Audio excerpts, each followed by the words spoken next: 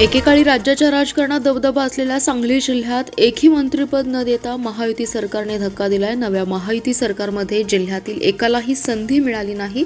भाजपाचे सुरेश खाडे, सुधीर गाडगीळ आणि गोपीचंद पडळकर हे मंत्रिपदाच्या शर्यतीत होते, मात्र मंत्रिमंडळामध्ये सांगलीला डच्चू देण्यात आल्याने इच्छुक आमदारांसह जिल्हावासियांची निराशा झाली आहे।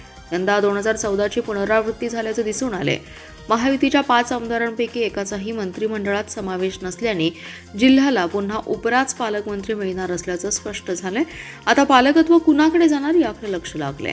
नागपूरमध्ये राज्य मंत्रिमंडळाचा विस्तार पार पडला। तिन्ही पक्षात बड्या नेत्यांचा पत्ता कट झाल्याची चर्चा रंगली। त्यातच सांगली जिल्ह्यातील एकाचाही मंत्रिमंडळात समावेश नसल्याने महायुती सरकारने धक्का दिलाय। सांगली जिल्ह्यात महायुतीला चांगलं यश मिळाले असून 8 पैकी 5 आमदार निवडून आलेत। भाजपचे 4 आणि शिंदे गटाचे 1 आमदार आहेत। माजी पालकमंत्री डॉक्टर सुरेश खाडे, आमदार सुधीर गाडगीळ आणि आमदार गोपीचंद पडळकर यांच्यापैकी एकाला मंत्रिपद मिळणार असल्याची चर्चा होती। गतवेळी कामगार मंत्री राहिलेले खाडे हे पुन्हा मंत्री होतील, त्यांना चांगलं पद मिळेल असा विश्वास होता। गाडगीळ हे तिसऱ्यांदा आमदार झाले, त्यांना मंत्रिपदाची संधी मिळाली नाही। जिल्ह्यातून 3 जण मंत्रिपदाच्या शर्यतीत होते, मात्र एकाचाही मंत्रिमंडळात समावेश झालेला नाही।